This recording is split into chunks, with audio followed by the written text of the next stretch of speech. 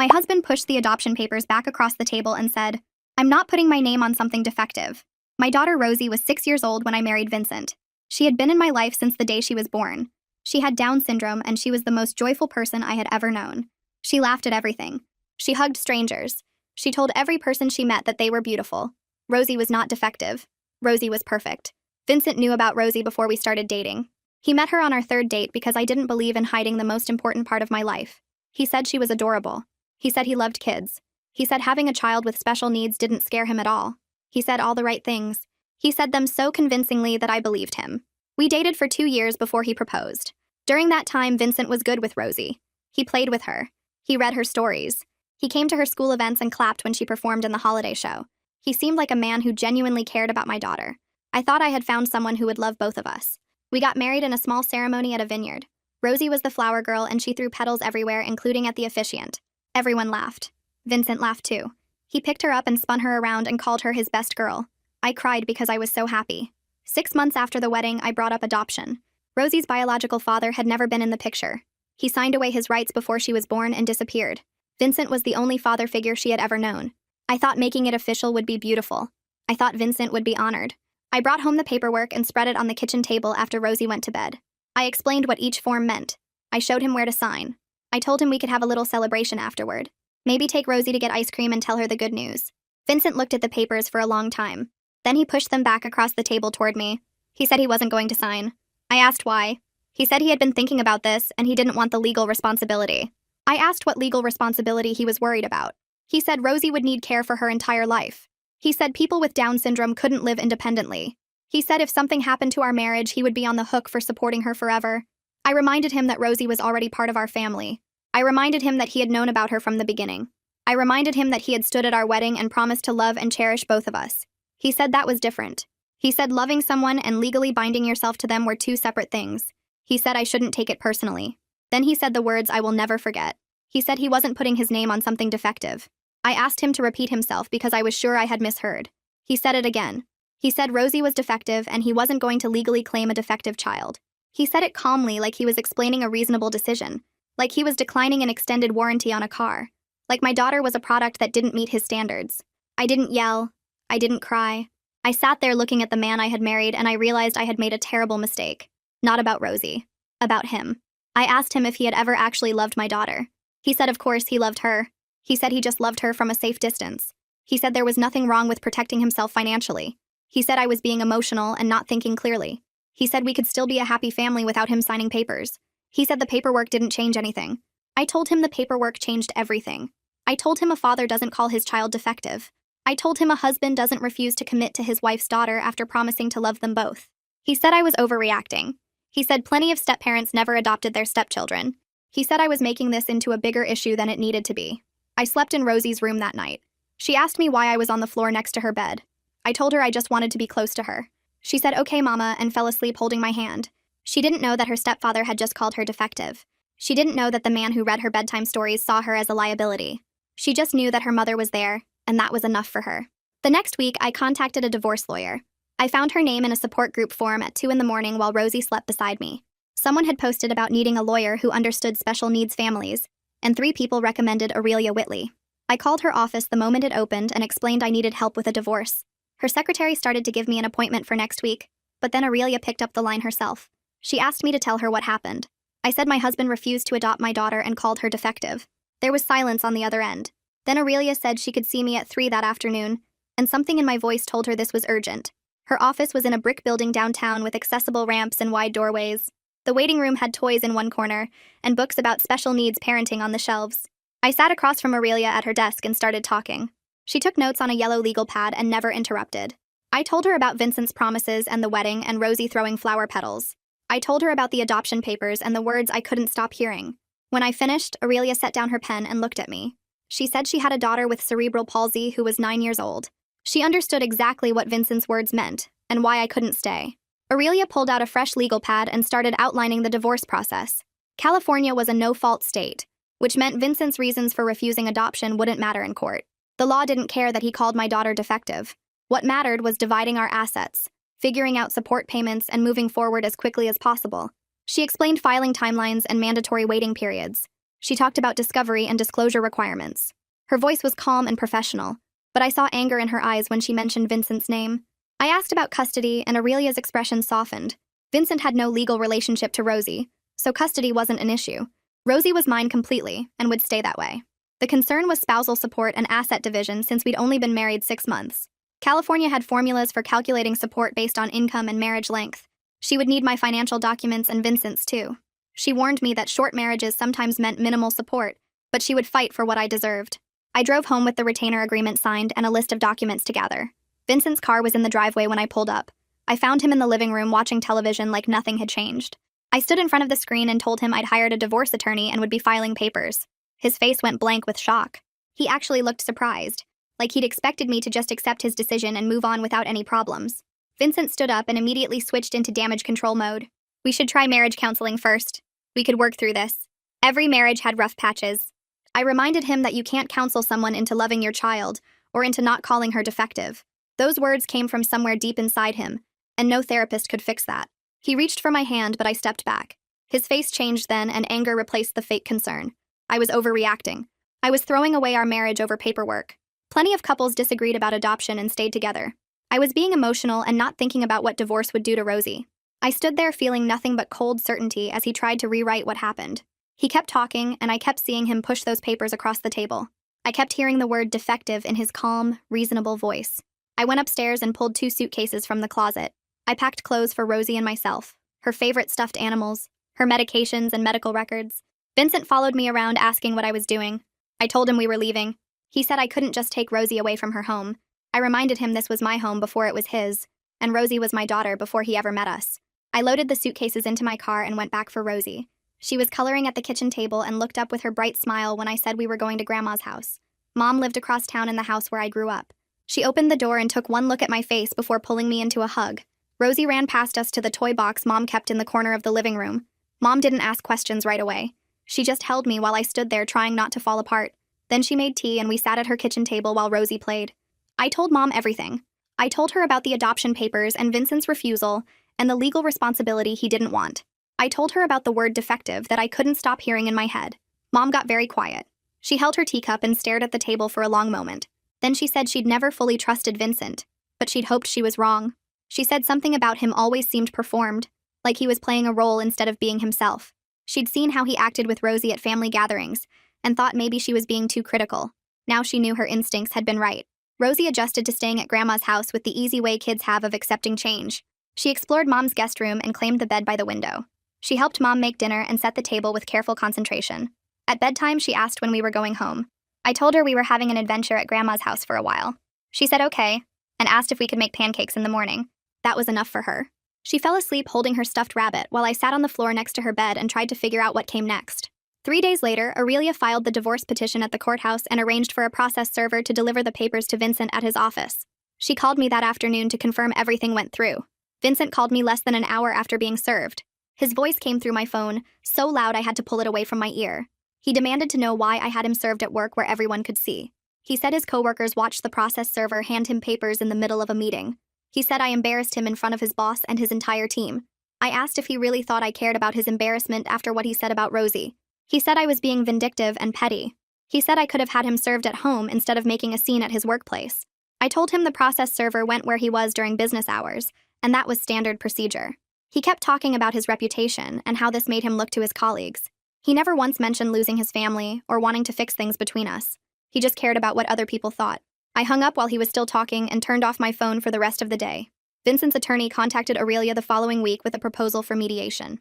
Aurelia called me to explain that Vincent wanted to settle everything quickly and quietly through a mediator instead of going to court. She said mediation could work well if both people wanted to negotiate fairly and reach an agreement, but she had serious doubts about whether Vincent would negotiate in good faith. She reminded me that he was more worried about his image than about our marriage ending. She said people like that usually tried to control the process and intimidate the other person into accepting less than they deserved. I asked if we should refuse mediation and just go straight to court. She said we should try mediation first because judges like to see that both parties attempted to work things out. If mediation failed, we would have a stronger position in court. I agreed to try it even though I knew Vincent would make it difficult. Brianna showed up at Mom's house 2 nights later with 3 bottles of wine and enough Chinese takeout to feed 6 people. She arrived after Rosie went to bed and spread everything across Mom's kitchen table. She hugged me for a long time before saying anything. Then she poured wine into 2 glasses and told me to sit down and eat. Brianna and I met in college during freshman orientation and stayed friends through everything that came after. She knew me before Vincent existed in my life. She was there when Rosie was born and held my hand through all the early appointments and therapy sessions. She never questioned my decisions or made me feel like Rosie was a burden. Having her support now felt solid and real in a way that Vincent's fake acceptance never did. We ate lo mein and drank wine while Mom watched television in the living room. Brianna asked if I was completely sure about the divorce. She said she supported me no matter what, but wanted to make sure I had thought through everything. I told her this wasn't really about the adoption papers themselves. It was about discovering that the man I married saw my daughter as a liability instead of a person. It was about him calling Rosie defective, like she was a broken product he didn't want to own. I explained that you can't come back from words like that. You can't fix a relationship with someone who thinks your child is less than human. Brianna nodded and refilled my wine glass. She said she never fully trusted Vincent, but hoped she was wrong about him. She said something always seemed off about how he acted around Rosie, like he was performing kindness instead of actually feeling it. Now she knew her instincts were right. The first mediation session happened 2 weeks after Aurelia filed the petition. We met in a conference room at the mediator's office downtown. Vincent arrived with his attorney looking confident and put together in an expensive suit. He smiled at me like we were about to have a friendly conversation about something simple. The mediator introduced himself and explained the ground rules for the session. Vincent interrupted before we even started the actual discussion. He said he wanted to propose something before we got into dividing assets and talking about support payments. He said we should reconcile and forget about the divorce entirely if I would just drop my unreasonable expectations about adoption. He said we could go back to being happy together as long as I stopped pushing him to legally claim Rosie. I looked across the table at Vincent and felt absolutely nothing except cold clarity. I told him there would be no reconciliation under any circumstances. I said we were here to discuss asset division and support obligations, not to negotiate about saving our marriage. His face changed completely when I said that. His confident smile disappeared and his expression hardened into something ugly and mean. I saw the exact same look he had when he pushed those adoption papers back across our kitchen table. The mediator tried to redirect the conversation, but Vincent kept staring at me like he couldn't believe I was refusing to consider his offer. His attorney jumped in and started arguing that Vincent shouldn't owe any spousal support because our marriage was so brief. He said 6 months wasn't long enough to create any real financial dependency. Aurelia pulled out the folder she brought and calmly explained that I left my job to move across the state for Vincent's career opportunity. She said I gave up my position and my professional network to support his advancement. She said that absolutely changed my financial situation and created a legitimate claim for support during my transition back to employment. Vincent's attorney tried to argue that I chose to leave my job and Vincent didn't force me. Aurelia pointed out that spouses make sacrifices for each other's careers all the time, and the law recognized that as creating support obligations. The mediation session lasted 2 hours and ended without any agreement. Aurelia had predicted this would happen. Afterward, she explained that Vincent was still in the denial phase where he thought he could control the outcome through intimidation and manipulation. She said he expected me to back down and accept whatever he offered just to avoid conflict. But I wasn't that person anymore. I learned what it meant to protect my daughter even when it cost me everything else. Back at Mom's house that evening, Rosie's school called while I was making dinner. Her teacher said Rosie had been asking about Vincent during circle time that day. She wanted to know how to handle questions about family changes in an age-appropriate way. She said Rosie told the other kids that Vincent didn't live with us anymore, and some of the children asked why. The teacher wasn't sure what to tell them or how to support Rosie through this transition. She suggested I come in to meet with her and the special education coordinator to discuss how to help Rosie process the separation. I scheduled a meeting for the next afternoon and drove to Rosie's school right after lunch. The teacher and the special education coordinator sat with me in a small conference room decorated with children's artwork. I explained that Vincent and I were separating and going through a divorce. I told them Vincent had decided he didn't want to legally adopt Rosie, even though he had been acting as her stepfather. I didn't mention the word defective or explain exactly what Vincent said because I couldn't make myself repeat it out loud. They were both kind and supportive. They helped me understand how to talk to Rosie about family changes without overwhelming her with information she couldn't process. They said children Rosie's age understood concrete things better than abstract concepts. They suggested I focus on what would stay the same in her life, rather than everything that was changing. They offered to support Rosie at the school and watch for any signs she was struggling with the transition. I left that meeting feeling grateful that Rosie had people who cared about her well-being beyond just her academic progress. That evening, I sat with Rosie at the small table in Mom's kitchen, where she was coloring a picture of butterflies. I waited until she finished adding purple to the wings before I spoke. I told her that Vincent and I weren't going to be married anymore. I explained that he was going to live somewhere else, and we would stay here with Grandma for now. I promised her that she would always have me and Grandma and everyone who loved her. Rosie put down her crayon and looked at me with those eyes that always saw straight through to what mattered. She asked if it was because she did something wrong. The question hit me like a punch to the chest because of course she would think that. Children always blame themselves when adults fall apart around them. I pulled her onto my lap and held her close. I told her she didn't do anything wrong at all. I explained that sometimes grown-ups make decisions that have nothing to do with kids. I said that Vincent and I had problems that were only about us and never about her. She was quiet for a moment, processing this in whatever way her brain worked through complicated things. Then she asked if she could have mac and cheese for dinner. Just like that, she moved on because children are better at accepting what they can't control. I made her the mac and cheese and watched her eat it while telling me about a boy at the school who could whistle through his teeth. My phone started buzzing that night after Rosie went to bed. Vincent sent a text saying he missed us. 10 minutes later, another message came through calling me vindictive for taking Rosie away. Then another apology. Then an accusation that I was being unreasonable and throwing away our marriage over nothing. The messages kept coming over the next few days, sometimes loving and sometimes angry. He would text that he wanted to work things out, then follow it up by saying I was manipulating the situation. One message begged me to come home. The next one blamed me for ruining everything. I showed the messages to Aurelia during our next meeting at her office. She read through them with a tight expression on her face. She told me to stop responding completely and let all communication go through the attorneys from now on. She explained that his back-and-forth contact was a manipulation tactic designed to keep me emotionally engaged and off balance. She said abusers and manipulators use this pattern to maintain control when they felt it slipping away. I hadn't thought of Vincent as abusive, but hearing her say it made something click into place. He was trying to keep me confused and reactive, so I wouldn't think clearly about what I needed to do. The financial disclosure documents arrived in a thick envelope 2 weeks later. Aurelia had requested complete records of all our accounts and assets as part of the divorce proceedings. I sat at Mom's kitchen table going through page after page of bank statements and investment records. That's when I found accounts I didn't know existed. Vincent had opened a separate savings account at a different bank and had been transferring money there throughout our marriage. There were investment accounts in his name only that I had never seen before.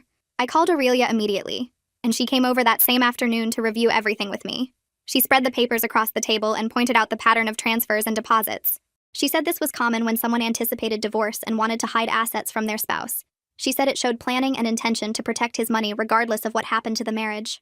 We filed a motion for full financial discovery the next day.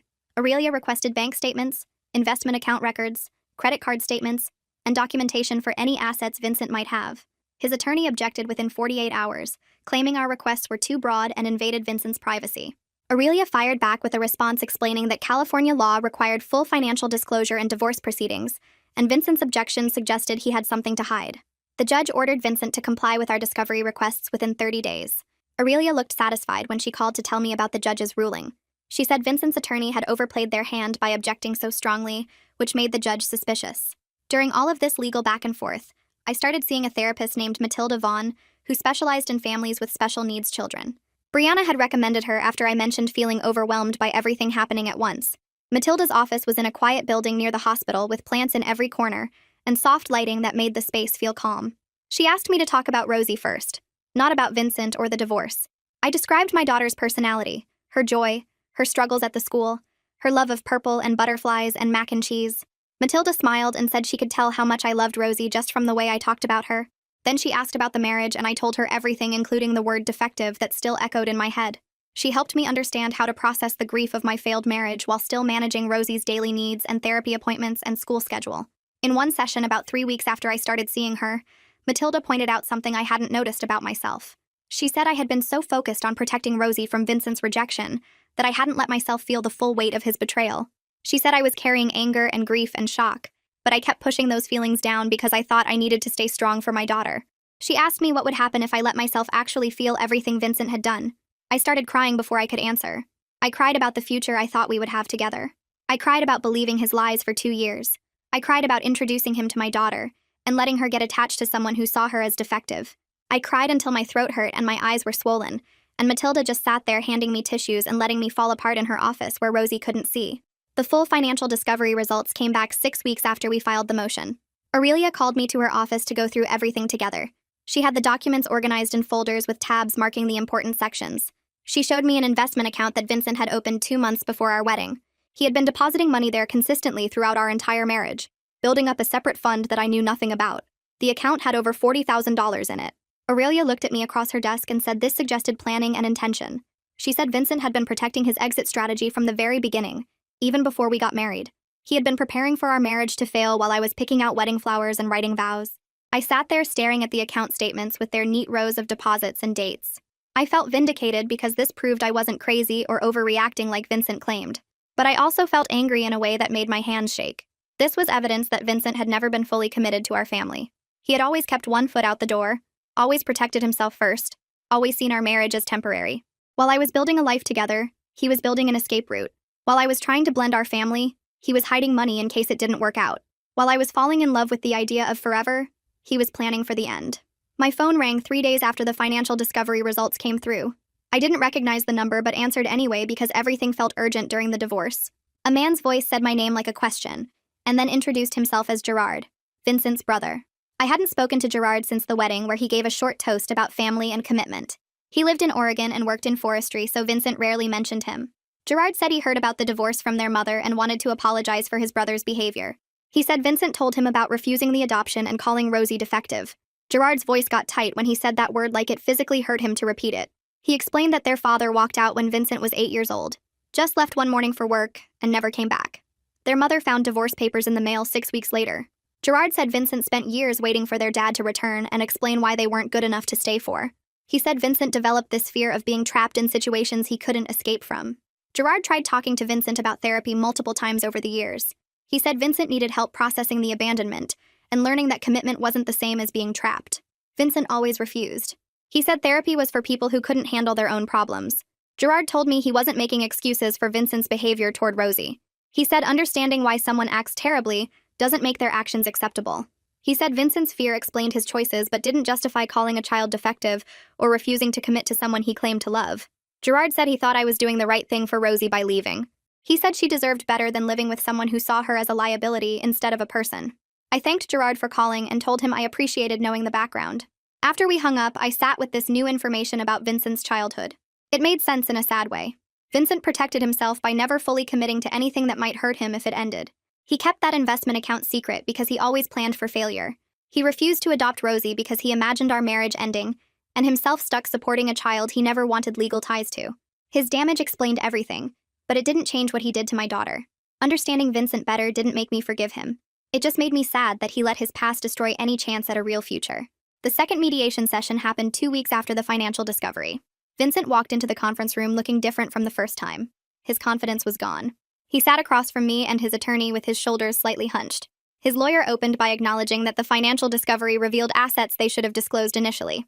She said they wanted to propose a fair settlement to resolve everything quickly. Vincent's attorney laid out terms that included splitting our assets evenly and providing me with limited spousal support for 6 months. She said this reflected the brief length of our marriage while acknowledging that I had relocated for Vincent's job. I looked at Aurelia, and she made notes on her legal pad without reacting. After Vincent's attorney finished, Aurelia asked for time to review the proposal with me privately. We moved to a smaller room down the hall. Aurelia spread the proposal across the table and pulled out her own calculations. She pointed to the spousal support section and said, 6 months wasn't enough time for me to rebuild my career after relocating. She showed me case law from similar situations where courts awarded support for longer periods. She circled the asset division and noted several items that weren't properly valued. She said we could negotiate better terms because the hidden investment account damaged Vincent's credibility. We spent an hour crafting a counter-proposal. Aurelia suggested asking for 1 year of spousal support to give me time to find stable employment and establish our new household. She calculated a monthly amount based on Vincent's actual income, including the money he had been hiding.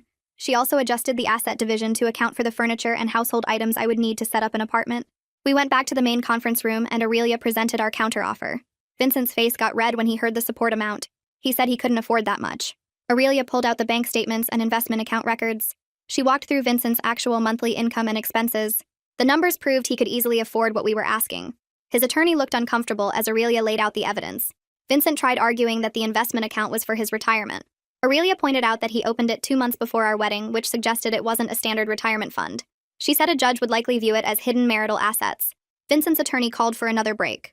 When they came back 20 minutes later, she proposed a compromise. 10 months of spousal support at the amount we requested plus a lump sum payment from the asset division. Vincent sat with his arms crossed, looking angry but defeated. Aurelia reviewed the numbers and nodded at me. I accepted the settlement. Aurelia explained that sometimes the best outcome is ending the conflict efficiently, rather than fighting for maximum gain. She said dragging out the divorce would cost me money in legal fees and emotional energy I needed for Rosie. The settlement gave me enough financial cushion to move forward and rebuild our lives. Vincent signed the agreement that day. His attorney said they would have the final paperwork drafted within a week. Walking out of the mediation, I felt lighter than I had in months. The marriage was essentially over. I just needed to wait for the court to make it official. I started looking at apartments the next day. Mom's house had been a safe place to land, but Rosie and I needed our own space. I wanted to stay near Mom so she could help with Rosie, and so Rosie could stay in her current school. Her teachers understood her needs and she had friends there. Moving to a new school district would disrupt her routine. Brianna came with me to look at rentals. We drove through neighborhoods near Mom's house looking for buildings with available units. Most places were too expensive or too small. One landlord took one look at the paperwork where I listed Rosie as a dependent and said the unit wasn't suitable for children with special needs. Brianna told him that was discrimination, and we left. The fourth apartment we visited was in a 2-story building with a courtyard in the middle. The landlord was a woman named Jella who had raised 3 kids in the same building. She showed us a 2-bedroom unit on the ground floor. The apartment had wide doorways and a walk-in shower with grab bars already installed. Jella said the previous tenant was an elderly man who needed accessibility features. She asked about my daughter, and I explained that Rosie had Down syndrome. Jella smiled and said her nephew had autism. She asked what Rosie liked to do. I told her about Rosie's love for purple and butterflies and dancing. Jella said there was a community garden in the courtyard where Rosie could plant flowers if she wanted. The rent was manageable with my settlement money and the part-time job I was starting the following week. I had found work at a nonprofit that provided resources for families with special needs children. The job paid less than my previous position, but the schedule was flexible and the mission felt meaningful. I filled out the rental application while Brianna measured the bedrooms to figure out furniture arrangements. Jella said she would run my background check and call me within 2 days. Walking back to the car, Brianna hugged me and said the apartment was perfect. I let myself feel hopeful for the first time since Vincent pushed those adoption papers away. Aurelia called the next week and said she had someone I should talk to, a financial advisor who specialized in planning for families with special needs children. She said managing my settlement money wisely would make a huge difference in Rosie's future. The advisor's name was Caroline, and she worked from a small office near the courthouse. I met with her on a Thursday morning after dropping Rosie at the school. Caroline had a daughter with cerebral palsy, so she understood the costs involved in raising a child with disabilities. She asked detailed questions about Rosie's current needs and what I anticipated for her future. We talked about therapy costs, medical expenses, special education services, and what Rosie might need as an adult. Caroline explained special needs trusts and how they work to protect government benefits while still providing extra support. She said setting up a trust now would ensure Rosie had resources throughout her life, even after I was gone. We discussed government benefits that Rosie qualified for and how to navigate the application process. Caroline created a budget that accounted for our current expenses and built in savings for future needs. She showed me how to invest part of the settlement to generate income while keeping enough liquid for immediate costs. The meeting lasted 2 hours, and I left with a binder full of information and action steps. Caroline scheduled a follow-up appointment to help me set up the special needs trust once the divorce was finalized. Driving back to Mom's house, I felt grateful that Aurelia had connected me with someone who understood our situation. Planning for Rosie's future made everything feel more stable and secure. Caroline spread out papers showing different saving plans and investment options across her desk. She pointed to numbers representing therapy costs and medical expenses that would continue through Rosie's entire life. The figures looked huge at first, but Caroline broke them down into monthly amounts that felt more manageable. She explained how the settlement money could work for us instead of just sitting in an account losing value to inflation. Part would go into a special needs trust that protected Rosie's government benefits while still giving her extra support. Another portion would get invested in low-risk funds that generated steady income. Caroline showed me how to budget for Rosie's current needs while building savings for future expenses I hadn't even considered yet. Things like adaptive equipment as she grew older, continued therapy into adulthood, and residential support if she ever wanted more independence. The planning made Rosie's future feel less scary, because I could see actual numbers and strategies, instead of just worrying. Caroline said many parents struggled alone without this kind of guidance, and I was already ahead by seeking help now. She scheduled another appointment to finalize the trust paperwork once the divorce became official. Leaving her office, I felt like I had a real plan instead of just hoping everything would work out somehow. The courthouse hearing for our final divorce decree lasted less than 15 minutes. Vincent sat on the opposite side of the courtroom with his attorney and didn't look at me once. The judge reviewed our settlement agreement and asked if we both understood the terms. We each said yes in turn. She signed the papers and declared our marriage legally dissolved. 6 months had passed since Vincent pushed those adoption papers across our kitchen table. 6 months since he called my daughter defective. Now we were strangers again in the eyes of the law. Walking out of the courthouse, I expected to feel sad or angry, but mostly I just felt tired. The relief surprised me because part of me was still grieving what I thought we had together. All those moments that seemed real, but apparently weren't. The wedding where he spun Rosie around and called her his best girl. The bedtime stories he read to her. The school events where he clapped and smiled. I had believed in a version of Vincent that never actually existed. But now I felt free from the weight of pretending he was someone he wasn't. Free from watching my words around him. Free from worrying that Rosie would pick up on his hidden resentment. Free from the exhausting work of convincing myself that everything was fine when it clearly wasn't. Jella called 2 days later to say the apartment was ours if we still wanted it. Brianna helped me pack up our things from Mom's house and move them into the new place. Rosie ran through the empty rooms laughing and asking which one was hers. I showed her the smaller bedroom with the window facing the courtyard.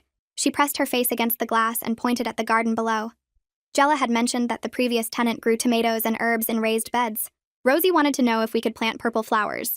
I told her we absolutely could. That weekend, we went to the hardware store and let Rosie pick out paint samples.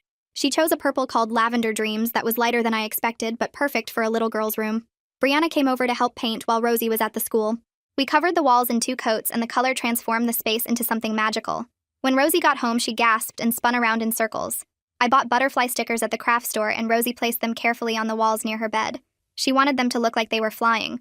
The room became completely hers in a way our old house never allowed. Vincent had opinions about everything from paint colors to furniture placement. This apartment held no memories of him. Every choice was mine and Rosie's together.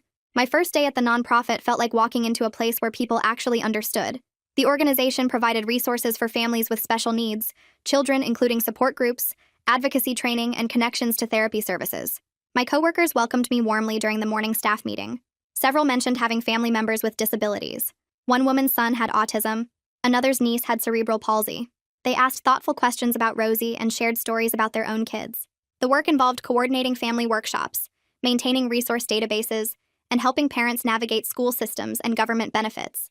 Everything I had learned through raising Rosie and fighting through my divorce suddenly felt useful. My experiences weren't just painful memories anymore. They were knowledge that could help other families facing similar challenges. The job paid less than my previous position, but the schedule was flexible and the mission felt meaningful. I could pick Rosie up from the school most days.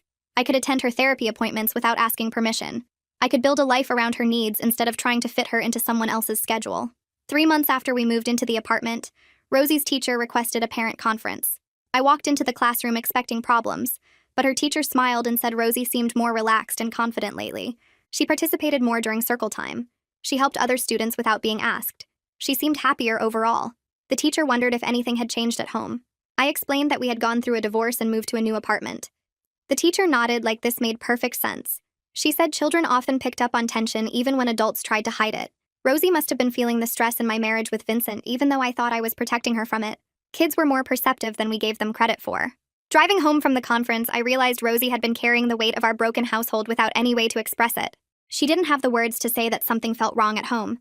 She just absorbed the tension and held it inside her small body. Now that we lived in our own space without Vincent's hidden resentment filling the rooms, she could finally breathe. She could be herself without sensing that someone in the house saw her as less than whole. Brianna invited me to a single-parent support group that met twice monthly at a community center near our apartment. I hesitated at first because I didn't want to spend evenings talking about my failed marriage, but Brianna insisted it would help to connect with people who understood the specific challenges of raising kids alone. The first meeting I attended had about 15 parents sitting in a circle sharing stories. Some were divorced like me. Others were widowed or had partners who left. A few had never been married at all. What connected us was raising children without the support we expected to have. People talked about managing schedules, handling finances, dealing with judgment from others who didn't understand our situations. I listened more than I spoke that first night, but hearing their stories made me feel less alone. These weren't people who pitied themselves or complained constantly. They were finding ways to build good lives for their kids despite the hard circumstances. They laughed about small victories and supported each other through setbacks. Walking back to my car after the meeting, I felt lighter than I had in months. At the third meeting I attended, someone asked if anyone had dealt with rejection from a partner who couldn't accept their child.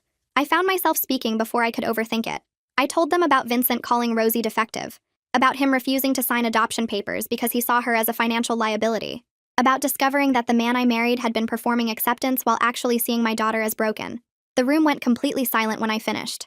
Then a dad across the circle spoke up. His ex-wife had said something similar about their son who had autism. She told him she didn't sign up to raise a damaged child. He understood exactly what I meant about that moment when you realize you married someone who sees your kid as less than human. Other parents nodded and shared their own stories of partners who left or stayed, but withdrew emotionally. We all recognized the same pain in each other's faces. The pain of someone who should have loved your child choosing to see them as a burden instead. These connections reminded me that I wasn't alone in facing rejection from someone who should have loved my child. Other parents had survived this betrayal and built good lives anyway. Their kids were thriving. They had found new partners who actually accepted their families or learned to be happy single. They had careers and friends and moments of real joy despite everything. If they could do it, maybe I could too. The support group became something I looked forward to instead of dreading. A place where I didn't have to explain or defend or justify my choices. Everyone there understood why I left Vincent. Nobody questioned whether I was overreacting or being too harsh. They knew that calling a child defective was unforgivable. They knew that some betrayals couldn't be fixed with counseling or time. They knew that protecting your kid sometimes meant walking away from everything you thought you wanted. 6 months after the divorce became final, my phone showed a text from Gerard asking if he could send Rosie a birthday gift. I appreciated that he maintained boundaries while showing he still cared about her. He never tried to defend Vincent or convince me to reconsider. He just acknowledged that his brother had failed us and expressed genuine regret about it. I texted back that a gift would be lovely and gave him our new address. Part of me wondered if staying in contact with Vincent's family was a mistake. But Gerard had been kind to Rosie before the divorce, and his reaching out felt genuine rather than manipulative.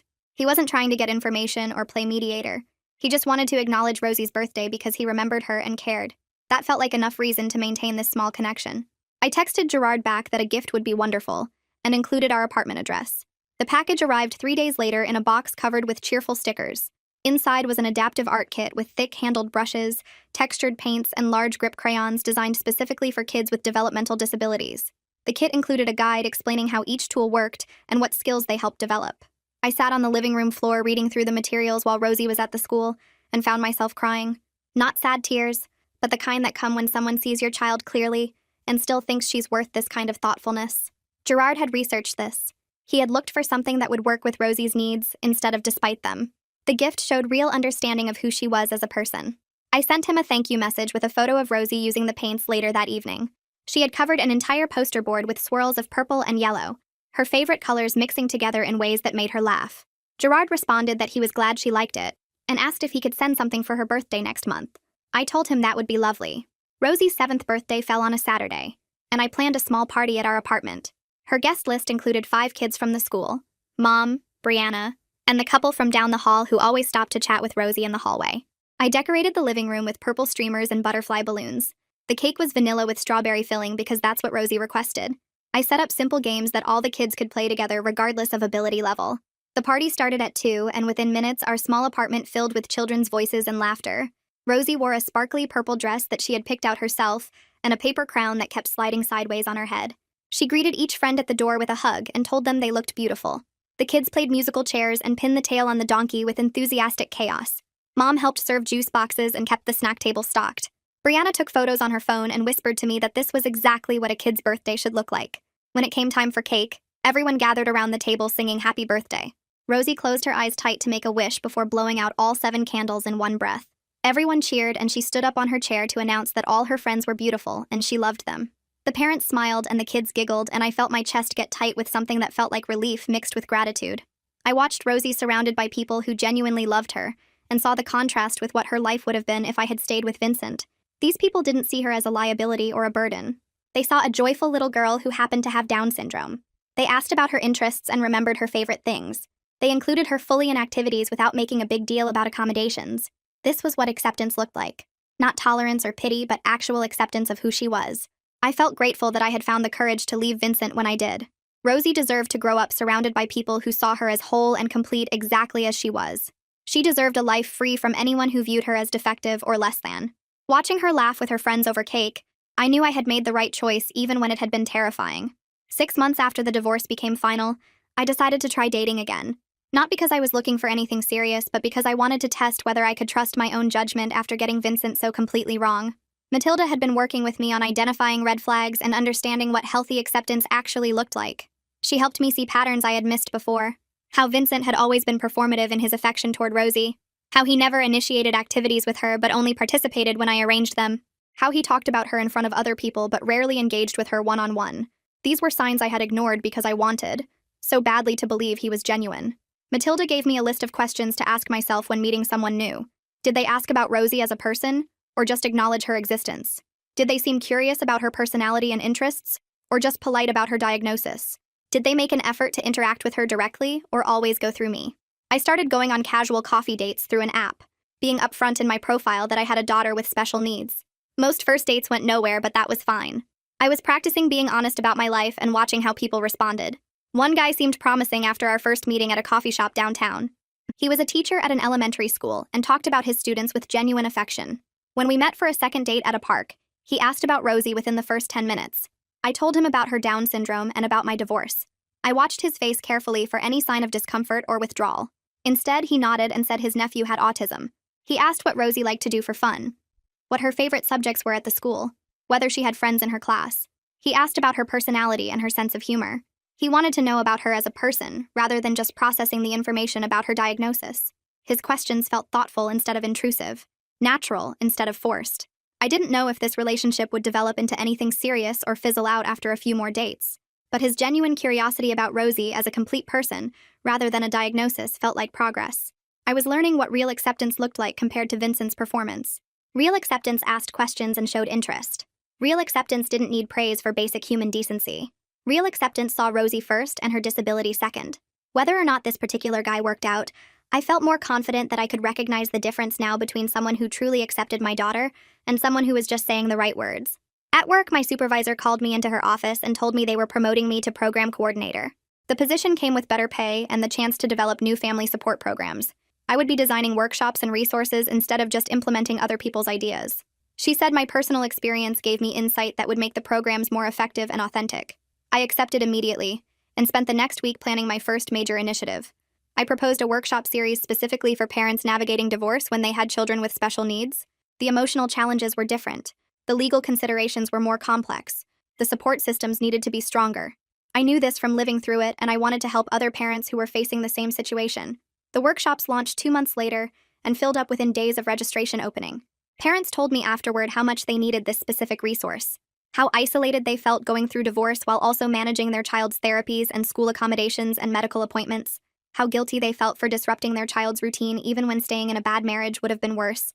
I shared parts of my own story carefully, keeping the focus on practical strategies and emotional support, turning my painful experience with Vincent into something that helped other families felt meaningful in a way my previous work hadn't. It felt like taking something broken and building something useful from the pieces. Rosie started a new adaptive dance class at the community center and came home glowing every single week. She talked nonstop about the music and her friends and the teacher who let them pick their own costumes.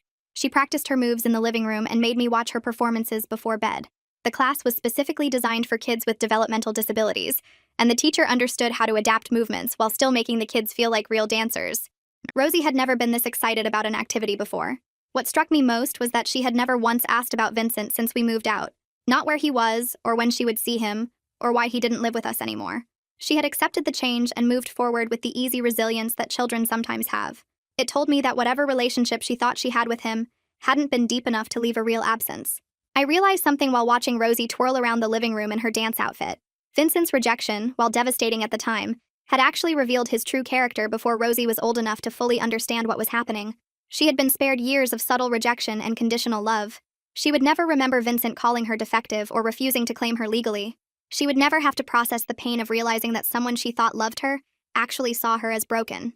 The timing of his betrayal, as horrible as it felt then, had protected her from deeper hurt later. She got to grow up knowing only people who loved her completely, instead of learning early that love could be conditional based on how well you measured up to someone's standards. I brought up ending therapy at my next session with Matilda, sitting in the familiar chair across from her where I'd spent so many hours talking through everything. She listened while I explained that I felt stable now, that the worst part seemed behind me, that maybe I didn't need to keep coming every week. Matilda nodded and asked what made me think I was ready to stop. I told her about the promotion at work, about Rosie thriving in her dance class, about how I could go whole days without thinking about Vincent's face when he pushed those adoption papers away. She smiled and said those were all good signs of healing, but she wondered if I'd considered monthly maintenance sessions instead of stopping completely. The idea surprised me because I'd been thinking in terms of all or nothing. She explained that healing wasn't a destination where you arrived and unpacked your bags. It was more like a garden that needed regular tending even after the worst weeds were pulled.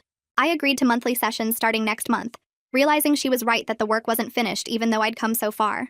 Brianna texted me on Thursday suggesting a beach trip for the upcoming weekend, just the 3 of us getting away from the city for a couple days. I said yes immediately because Rosie had been asking about the ocean ever since her class read a book about tide pools. We left early Saturday morning with towels and sunscreen packed in the trunk, Rosie bouncing in her car seat asking how much longer every 15 minutes. The drive took 2 hours, and Rosie pressed her face against the window when she finally spotted the water stretching out forever. We found a spot on the sand, and Rosie kicked off her shoes before I could even spread out the blanket. She ran straight toward the waves with her arms out wide, laughing as the cold water rushed over her feet. I watched her jump over the foam and splash in the shallow parts without any fear or hesitation. Brianna sat down next to me, and we both just watched Rosie play, her joy so pure and complete that it made my chest tight. This was why I'd fought so hard to protect her from Vincent's rejection. This was why I'd chosen divorce over staying in a marriage with someone who saw her as defective. Rosie deserved to run into waves laughing, surrounded by people who loved her exactly as she was.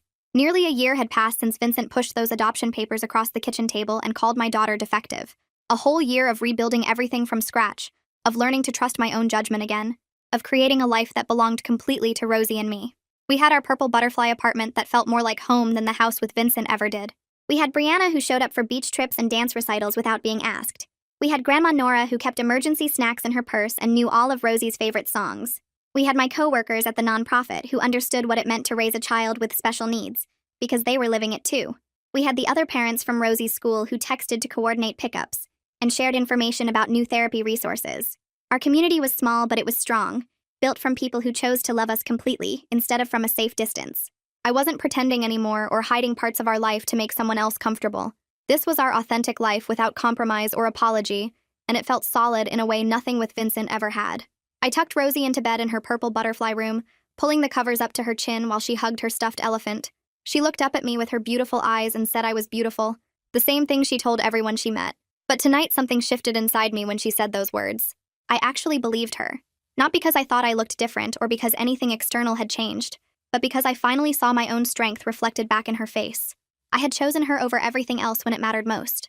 I had walked away from a marriage and rebuilt our entire life because protecting her was more important than being comfortable or avoiding conflict. That choice had cost me the future I thought I wanted, but it had given me something better. It had given me the certainty that I would always choose Rosie, that my love for her wasn't conditional on circumstances or convenience.